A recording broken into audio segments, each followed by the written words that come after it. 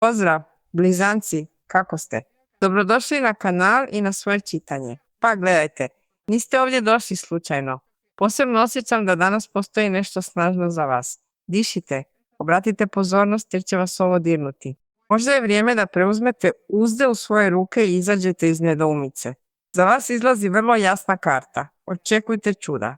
I gledajte, ova vam karta ne govori da sjedite prekriženih ruku čekajući da nešto padne s neba. Upravo suprotno. Osjećam da je ovdje proročanska poruka, izravna poruka za vašu energiju. I govori vam da. Dolaze rješenja, dolaze otvaranja, dolazi nešto što se činilo teškim za pomaknuti i počinje se kretati. Ali također vas moli da se ne zatvarate zbog umora, zbog razočaranja, zbog razmišljanja budući da prije nije uspjelo, sada ni neće. Za neke od vas ovo se tiče ljubavi. Može biti da ste dali mnogo, da ste umorni od čekanja odgovora, definicije, jasnog razgovora. Karta vam govori da čudo može doći, ali često stiže kada prestanete loviti i vratite svoju vrijednost. U drugim slučajevima, u poslu, novcu, projektima, ova karta najavljuje priliku koja se pojavljuje tamo gdje niste vidjeli. Poziv, prijedlog, osoba koja otključava situaciju. Zaokret koji vam vraća vjeru. Pazite na nešto, blizanci. Očekivati čuda ne znači živjeti u fantaziji. To znači održavati vjeru dok vi činite svoj dio, to znači pomaknuti figuru, poslati tu poruku, tražiti ono što zaslužujete. To znači prestati umanjivati ono što možete postići, jer čudo ovdje nije samo ono što dolazi izvana, to je također vaša verzija koja ponovno vjeruje i djeluje. A kada vi ponovno povjerujete i djelujete, vrata se otvaraju. Zapamtite da je ovo generalizirano čitanje za cijeli znak. Ako želite osobno čitanje samo za vas, možete ga zakazati na mojoj stranici karlatarot.com. Poveznicu imate ovdje u videu, kao i u prihvaćenom komentaru vašeg znaka. I osjećam da ovo tek počinje.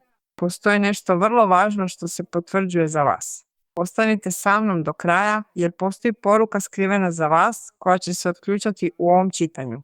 Prva stvar koja se pokazuje za vas je 7 štapova i ova karta, blizanci, već mi označava energiju obrane, pozicioniranja, dokazivanja vlastite vrijednosti. Vi ste zrak, riječ, brzina, znati želja, ali često kada znate raditi mnogo stvari, kada imate previše toga, kada vidite previše mogućnosti, također možete na kraju raspršiti svoju snagu.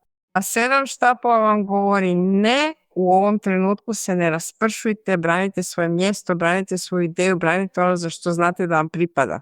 To može biti na poslu gdje osjećate da morate pokazati više nego što treba, kao da vas netko stavlja na kušnju, kao da postoji konkurencija, pritisak ili ljudi koji ne priznaju do kraja ono što radite. Ova karta vam govori da, može postojati pritisak, ali vam također govori da ste u prednosti ako ostanete čvrsti. Nije vrijeme za povlačenje, nije vrijeme za predaju svoje moći kako biste izbjegli sukob. Vrijeme je da se zauzmete za sebe, da govorite jasno, da postavite jasne granice, da ne spuštate cijenu svog rada, svog vremena, svoje energije. U ljubavi također može biti da se ova karta pojavljuje kada ste umorni od opravdavanja, od previše objašnjavanja, od branjenja onoga što osjećate pred nekim tko se ne može odlučiti. Pazite, jer ovdje postoji vrlo snažna lekcija. Ne morate prositi razumijevanje, ne morate nikoga uvjeravati u svoju vrijednost. Vi iznosite svoju istinu i promatrate. Tko je za vas? Razumije to, tko to ne želi razumjeti, također vam daje odgovor. Zatim se pojavljuje visoka svećenica.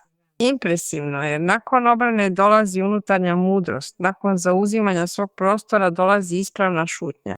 I ovo je za blizanc iznimno važno jer ste vi znak komunikacije, ali se ne rješava svaka situacija tako da više govorite. Ponekad se rješava boljim promatranjem, ponekad se rješava pravovremenom šutnjom, ponekad se rješava slušanjem te intuicije koja vas je već upozorila, dakle ne treba ići. Visoka svećenica vam govori da postoje informacije koje već osjećate, već ih znate. Možda nemate sve vanjske dokaze, ali iznutra vam nešto već dugo govori da se faza promijenila. Da osoba nije sasvim transparentna ili da prilika ipak vrijedi, čak i ako vas plaši. Ova karta traži dubinu, traži strategiju, traži da ne djelujete iz tjeskobe, jer jedno je preuzeti uzde, a sasvim drugo reagirati iz žurbe. Osjećam da ovdje postoji nekoliko slučajeva. Za neke ova karta govori o čuvanju planova u tišini, Osobito ako započinjete nešto novo, projekt, ideju, radni potez, ne govori se sve prije vremena. U drugim slučajevima ovo govori o važnoj ženi ili mudroj, suzdržanoj ženskoj energiji koja vam može pomoći ključnim savjetom. A u ljubavi također može biti da hvatate više nego što druga osoba govori. Kretnje, odsutnosti, promjene tona, udaljenost, približavanje, vi sve to osjećate. Stoga se nemojte izdati. Nemojte se ometati, nemojte racionalizirati ono što je vaša intuicija već shvatila. A sada se pojavljuje kralj štapova. Ovdje je snažna potvrda. Prelazite s obrane na slušanje svoje intuicije, a zatim na vođenje. To je slijed. Nije slučajnost. Kralj štapova ne čeka dopuštenje, kralj štapova odlučuje, kreće se, naređuje, napreduje, ima viziju, ima karakter.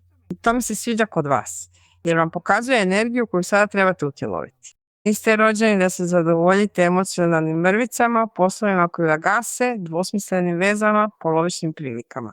Ne, vrijeme je da zauzmete smjer i držite ga se.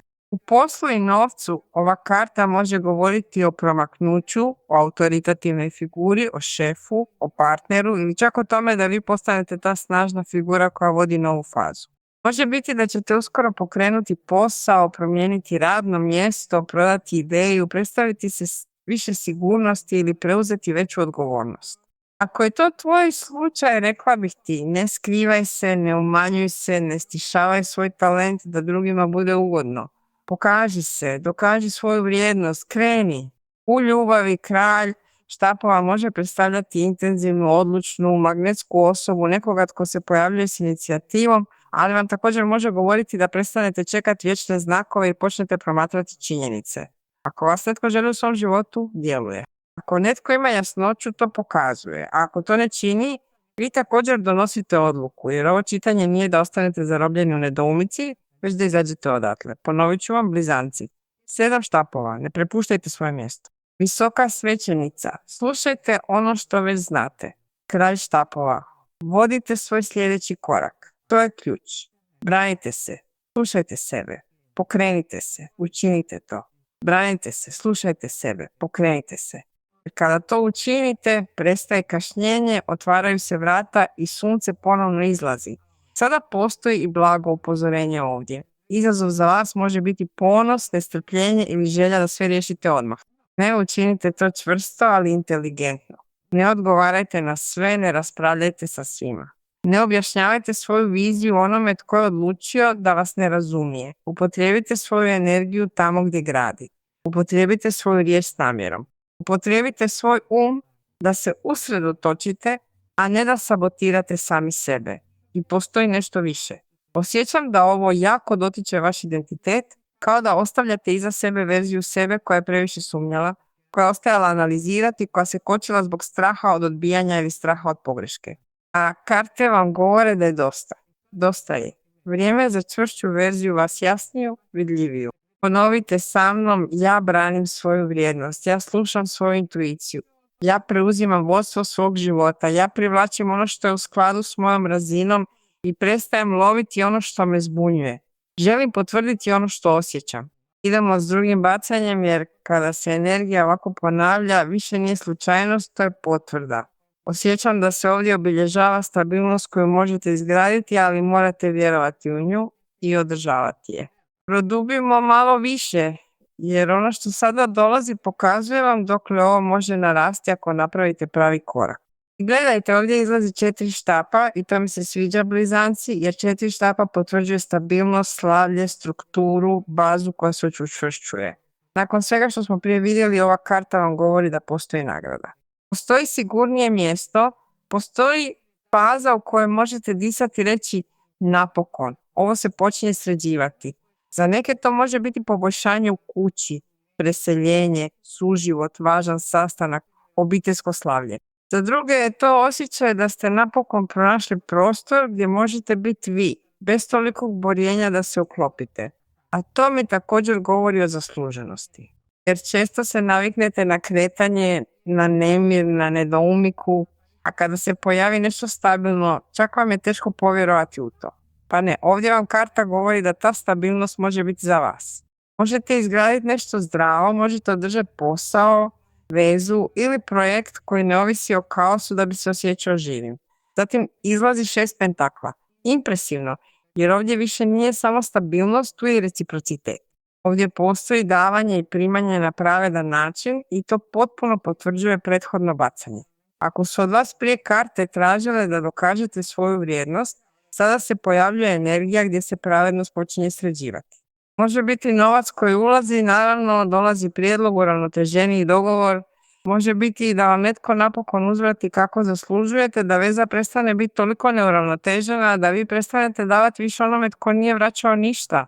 Pazite, blizanci, jer 6 pentakla vas također nečemu uči. Primanje je dio ravnoteže, ne samo davanje, ne samo rješavanje, ne samo biti tu za sve. Također dopustiti drugima da doprinesu, da ispune, da se drugi pravilno približe. To je također evolucija za vas. A zatim se pojavljuje 10 pentakla. Kako impresivno! Ova karta već govori o velikom učvršćivanju, govori o obilju, imovini, materijalnoj stabilnosti, zajedničkom postignuću, dugoročnom rastu. Dakle, ne govorimo o nečemu prolaznom, govorimo o nečemu što se može održati ako slijedite put koji karte označavaju. Čvrstoća, intuicija, vodstvo, a sada i struktura, ravnoteža, obilje. Što se tiče novca i posla, ova karta može najaviti mnogo čvršću fazu, bolje prihode, projekt koji sazrijeva ozbiljnu priliku, nešto što postaje stabilno i produktivno. U ljubavi i obitelji može se raditi o vezi koja se formalizira, povezanosti koja postaje pouzdanija ili pomirenju s idejom o građenju nečeg stvarnog, a ne improviziranog. Osjećam da ti ovo bacanje potvrđuje jednu vrlo jednostavnu, ali vrlo moćnu stvar. Nisi rođen da živiš u vječnoj neizvjesnosti, nisi rođen da se zadovoljavaš prosječnim. Možeš stvoriti nešto veliko i to se vidi se mnogo, ali moraš djelovati u skladu s tim. Bolje biraj, postavi granice, otvori se za primanje i održavanje onoga što je dobro kada stigne. Pa, blizanci, idemo vidjeti što nam anđeli dopuštaju da vidimo kao konačni savjet. Gledajte, osjećam da je ovdje vrlo važna poruka za vas i traži puno svjesnosti. Izlazi vam inspirativna poruka, postajete ono što mislite. A ovo je izravno, sasvim jasno. Vaš je moćan, vaša riječ također, a vaš fokus označava smjer. Dakle, može biti da, ako nastavite razmišljati iz straha, oskudice ili sumnje, hranite još više toga. Ali ako razmišljate svoje vrijednosti i svoje sposobnosti iz toga da zaista možete izgraditi nešto bolje, vaša stvarnost počinje odgovarati. Stoga pazite na ono što ponavljate, pazite na ono u što vjerujete, pazite kako razgovarate sa samima sobom. Impresivno, blizanci, oduševilo me vaše čitanje. Sve blagoslove vama danas i uvijek.